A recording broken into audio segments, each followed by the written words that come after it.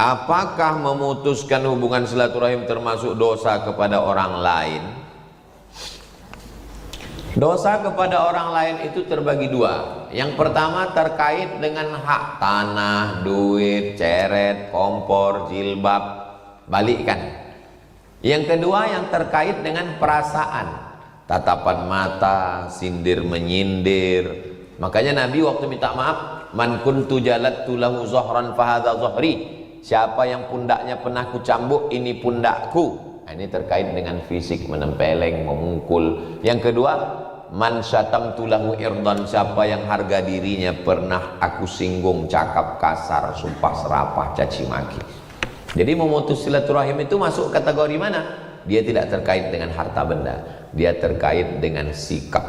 Kita diamkan orang, kita tak menegur dia, kita tak menolong dia.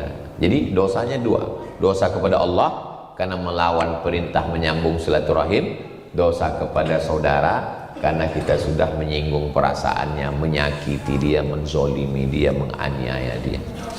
Memang ada orang yang ramah, ada orang yang ramah, ada orang yang tak ramah, cakapnya satu-satu. Apa kabar? Sehat. Tapi kita tahu, tak bisa kita paksa pula orang yang tegas jadi ramah. Saya ini kalau kalian paksa jadi ramah, lembut, apa kabar? Udah jadi bencong pula Ustaz itu sekarang. Memang udah begitu. Jadi kalau jumpa apa kabar? Sehat, udah paham. Sebetulnya ya udah tahu. Itulah gunanya ta'aruf, kenal, tahu sifat orang. Bagaimana Allah mengampuni dosa kita di akhirat nanti?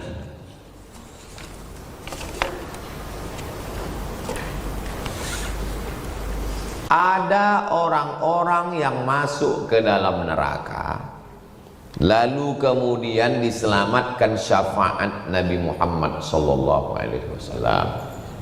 Ada yang diselamatkan oleh syafaat orang beriman. Syafaat orang beriman, melapor dia kepada Allah, ya Allah, ada saudaraku yang dulu satu masjid, satu majelis sama aku, sekarang tak nampakku dia di surga. Kata Allah, kau cari yang imannya sebesar dinar, sebesar duit logam, beratnya 4,25 gram. Dicarinya, dapat. Kau cari lagi orang yang imannya masih ada lagi, ya Allah. Kau cari yang imannya sebesar zarrah. Itu syafaat orang beriman.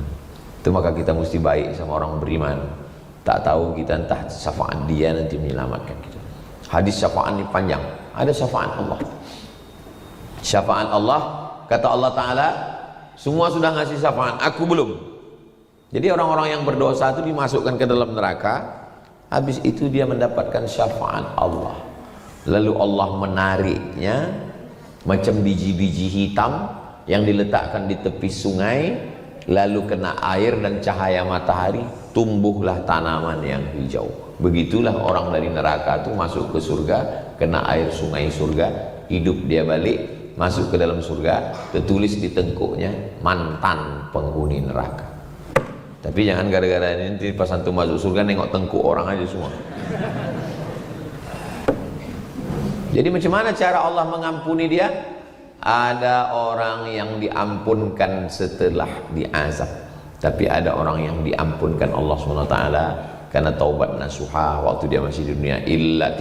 Illa man taba, orang yang bertobat, wa amana, beriman dengan baik, wa amila amalan salihah, beramal soleh.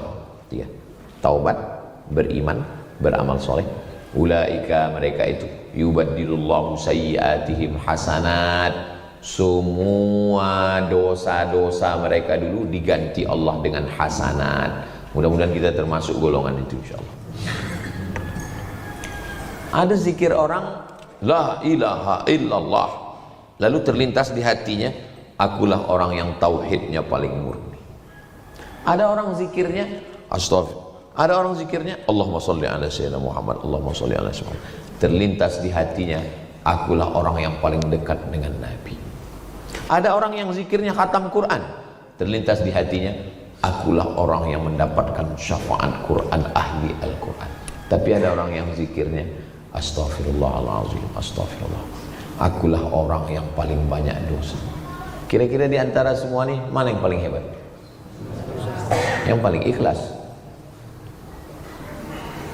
Saya pernah ketemu sama kiai, setiap beberapa detik, tak sampai menit, saya hitung beberapa detik, astagfirullah. Iya begini Pak Kiai, astagfirullah. Oh, amalan dia istighfar. Orang yang mengamalkan istighfar 6. Fakultu astaghfiru rabbakum innahu kana ghaffara, diampunkan dosanya. Yursilis samaa alaikum midrara, diturunkan air hujan. Wa yumdidukum bi amwalin, dapat harta. Wa banin, dapat anak. Wa yaj'al lakum jannatin, dapat taman-taman surga. Wa anhara, air sungai yang tak putus. Amalannya satu, istighfar. Fakultu astaghfiru rabbakum innahu kana ghaffara, diampunkan. Yursilis samaa alaikum midrara, turun hujan. Wa yumdidukum bi amwalin, dapat harta. Wa banin, dapat anak. Wa yaj'al lakum jannatin, taman-taman surga. Anhara, sungai. Nah, kenapa tak ada disebut istri? Tak ada disebutnya istri, disebutnya anak. Ya tak mungkin lah punya anak tak ada istri. Disebutnya akibatnya tanpa menyebut sebabnya. Kenapa tak disebutnya pekerjaan, tapi disebutnya harta? Dapat harta, tentu dikasihnya pekerjaan. Amalan istighfar. Dalam hadis 3, dalam ayat 6, dalam hadis 3, jangan rasakan apa yang dirasakan, apa yang terjadi. Udah seminggu Pak Ustadz gak ada apa-apa, kurang berarti tambah lagi. Begitu kalau beramal tuh, dicoba. Coba itu bahasa Arabnya jarraba yujarrib, coba. Makanya disebut dia mujarrab. Mujarrab artinya dicoba. Ini kau amalkan, ini mujarrab ini. Mujarrab ini, itu diambil dari bahasa Arab itu. Mujarrab artinya sudah dicoba. Bagaimana menyikapi tetangga yang kurang harmonis dengan kita? Maksudnya kurang komunikasi. Betulkan pikiran. Ini tanah kau, ini tanah aku. Yang kita urus ini tanah kita aja, tak usah kita urus tanah orang. Yang saya urus adalah bagaimana komunikasi saya, bagaimana senyum saya, bagaimana cakap saya, bagaimana saya udah ngasih ke dia atau belum. Masalah dia nggak usah dipikirkan. Yang membuat dunia ini ribet, jelimet, sulit, susah, payah, itu karena kita memikirkan tanah orang. Jelas? Begitu juga dalam segala hal yang kita pikir. Maka tuba liman syaghalahu aibuhu an uyubinas. Kita hanya bisa merubah diri kita, kita tak bisa merubah orang. Adapun orang, serahkan dia kepada pemilik orang itu. Ini tetanggaku nih Pak Ustadz, gimana caranya biar supaya dia lebih ramah? Gimana merubah dia? Apa kita kumpulkan orang ini semua, kita buatkan pelatihan ramah? Gak bisa. Kita aja kita robah. Masalah dia serahkan kepada pemilik dia. Siapa pemilik dia? Allah Subhanahu wa ta'ala. Kita baik sama dia, kita doakan dia, kita undang dia silaturahim. Masalah dia tak bisa kita merubah orang. Kita hanya bisa merubah diri kita sendiri. Untuk apalah Tuhan mengirim agama? Agama kan tidak bisa merubah dunia. Agama tidak bisa merubah dunia. Agama itu merubah orang. Orang itu yang merubah dunia. Dunia ini berubah karena orang. Agama itu mengatur orang. Kalau orangnya berubah, dunia ini berubah. Apakah anak yang bekerja dengan orang tua termasuk karyawan dan mendapat hak yang sama dengan pekerja lain? Seorang anak bekerja di perusahaan bapaknya, statusnya sebagai karyawan, gajinya peraturan perusahaan, dia mesti ikut karena status dia di situ sebagai karyawan. Ada seorang orang kaya pulang anaknya dari Amerika, disuruhnya buka rumah makan. Pagi sebelum subuh anaknya sudah pergi belanja, mencari tukang masak koki, merapikan meja-meja, habis itu membuat iklan banner, membuat sosial media mengiklankan, mampirlah ke rumah makan ini. Berapa dijualnya sebungkus Pak Haji? Saya suruh dia jual 10.000 pakai ikan, pakai sayur. Hah, 10.000? Apa maksud Pak Haji ini? Nyuruh anak buka rumah makan, nak jual nasi sebungkus 10.000. Sebetulnya saya Pak Ustadz mau mengajarkan dia susahnya cari duit. Karena selama ini dia cuma kuulur aja, aku kasih duit, tak tahu dia nilai duit itu. Maka biar supaya dia tahu nilai duit itu berapa, ku suruh dia nyewa ruko, buka rumah makan, supaya tahu dia nilai duit itu. Generasi ini 3. Generasi pejuang, generasi penikmat, generasi penghancur. Ayahnya dulu berjuang dari kampung Tunggang Langgang, Lintang Pukang, mencari tempat bekerja untuk kuliah di Pekanbaru. Ayahnya pejuang, akhirnya menjadi bisnismen, punya rumah banyak, mobil banyak, tanah banyak. Anaknya penikmat, cucunya penghancur. Kalau antum mau anak antum juga menjadi pejuang, maka buatlah dia seperti antum. Bilang sama anak antum, aku nak dulu kuliah Pekanbaru, setiap subuh ngaji ke Ustadz Somad, maka kau pun juga mesti macam aku. Kau suruh Pekanbaru dan kau tak kukirim belanja selama 4 tahun ini. Kau carilah makan sendiri di sana. Kau udah mau mati kali, ku transfer sikit. Kalau antum kirim dia, antum belikan dia rumah 2 lantai, antum kasih mobil, dia akan menjadi penikmat. Ada orang kaya di Riau ini, anaknya tidak dikasih mobil,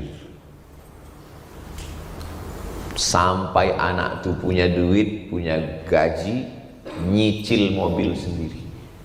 Sadis orang tuanya. Ya, supaya apa? Supaya anaknya tidak jadi generasi penikmat. Itu maka kiai-kiai itu, anak kiai pasti dikirim ke pondok, tapi bukan pondok dia, pondok kiai lain. Dikirim ke Lirboyo, dikirim ke Gontor, dikirim ke Tebu Ireng. Supaya apa? Karena kalau di pondok dia, dialah raja di situ. Mana ada berani ustadz melarang dia? Dikirim. Sami kirim ke Nurul Azhar. Karena kalau di TK sini semau dia aja masuk. Sedang di sana pun semau dia juga.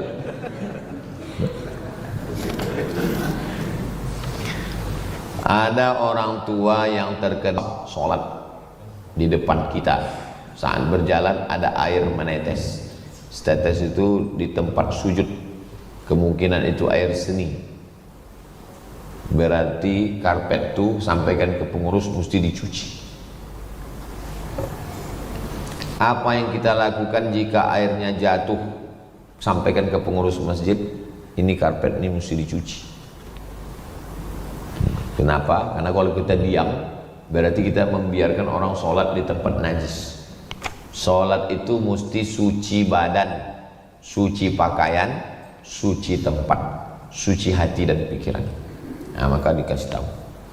Orang yang terkena sulusul baul, sulusul rantai, baul kencing, sulusul baul kencing berantai, macam rantai tak putus. Dia berobat bekusuk, mungkin turun perut, bekusuk nanti dinaikkan perut ini ke atas. Kalau anak-anak kecil terkencing, karena anak kecil ini melompat-lompat. Ini tempat tidur, itu pintu, diangkat kakinya itu ke atas begini, supaya perut ini naik ke atas. Kalau sudah ayahnya tak bisa begitu, anak yang bisa diangkat gitu. Kalau ayahnya mesti dikusuk, naikkan perutnya ke atas. Kalau sudah tua, memang tak bisa dikusuk lagi. Tua itu sama macam mobil tua, dipencet klakson keluar air. Memang udah begitulah, tak bisa lagi. Nah, maka kalau kena penyakit itu tak bisa dikusuk, tak bisa diobati lagi, maka dia berwuduknya setelah masuk waktu. Allahu Akbar, zuhur. Tak boleh dia berwuduk jam 12 di Sumatera. Berdehem batuk sudah habis, baru dipasangnya pempes. Kalau belum banyak kali tisu, lalu kemudian dia sholat. Menetes waktu sholat itu ma'fu'an. Itu namanya penyakit sulusul baul. Lalu kemudian kalau dia kenapa bisa menetes di masjid? Karena tidak pakai pempes. Kita ini kalau reuni tamat pondok, tamat sekolah, tamat SMA. Kalau reuni tamat SMA 18, 19, 20. Kalau reuninya setelah 20 tahun berarti rata-rata kan 40. Itu pertanyaannya, anak kau di mana sekarang? Tapi kalau reuninya 50 tahun, pertanyaannya, kubur si Anu di mana? Kau sakit apa? Tapi kalau reuninya udah 60 tahun, tapi kalau udah 70 tahun, mulai makin kecil bunyinya. Kau pakai pampers merek apa? Kita pun nanti pasti akan mengalami masa itu. Kita pun nanti akan mengalami masa itu. Apa yang kita lakukan?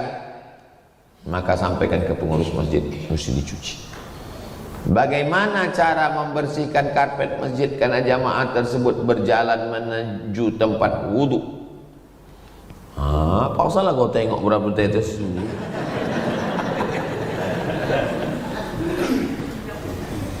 Berat itu. Makanya sebelum ke masjid, tolong perhatikan apa penyakit kita. Di Sumatera Barat, saya pertama kali menengok air mengalir di depan pintu masjid itu di Sumatera Barat. Dulu di Riau tak ada, di Sumatera Utara tak ada. Pertama kali saya Sumatera Barat, situlah nampak saya di depan pintu masjid ada air tergenang dan dihidupkan pipa buat lubang di bawah mengalir, sehingga semua jamaah yang masuk cuci kaki supaya tidak menginjak. Karena kalau dari toilet bekas kencing terinjak, cuci. Ada kan acara cuci karpet, dicuci betul. Pas musim-musim hujan lebat cuci, jemur panas. Karena kalau tidak tak sah sholat orang gara-gara najis. Saya sudah umur 27 tahun. Saya ingin menikah tanpa pacaran. Apa tips dan trik untuk menjemput jodoh?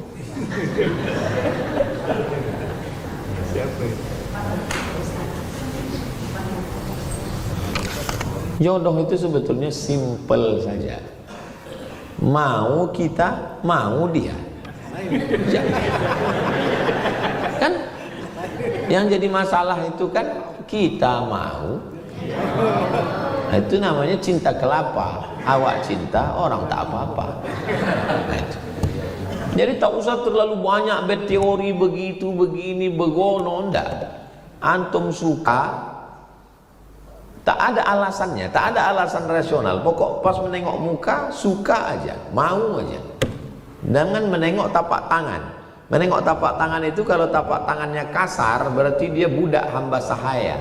Kita siap tidak menikah dengan, bukan masalah menolak atau tidak, siap kita menerima status dia sebagai budak hamba sahaya. Itu maksud menengok muka dengan tapak tangan. Kalau sudah mau, suka, nikah. Jangan antum terlalu berteori, inilah satu-satunya. Begitu banyak perempuan. Mau dia, alhamdulillah. Tak mau dia, bunga bukan setangkai, kumbang bukan seekor. Pantas tumbuh hilang berganti, hilang satu tumbuh 1000. Anak Uin tak mau, masih ada anak Undri. Undri tak mau, ada Wir. Wir tak mau, lancang kuning. Lancang kuning tak mau, pergi ke kota lain. Alam takun ardullahi wasi'atan. Bumi ini begitu luas, fatuhajiru fiha. Bumi yang luas ini jangan terlalu disempitkan. Nah, jadi saya tak mau kalian berpikiran sempit, saya hanya mau menikah dengan dia saja Pak Ustaz. Kalau tidak dengan dia, biarlah sampai mati tak. La ilaha illallah. Apanya menyalah otak kawan ini.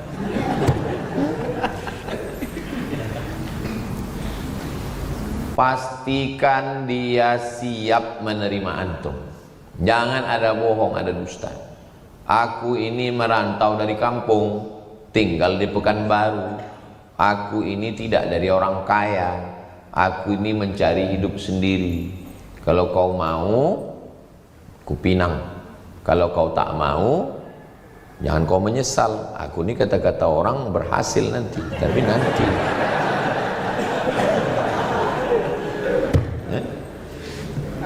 Nah, antum bawa tokoh masyarakat, antum bawa Al-Fadino, orang yang ngomong, jangan antum ngomong sendiri. Kalau antum ngomong sendiri nanti entah silap, entah salah, emosi kita tak stabil.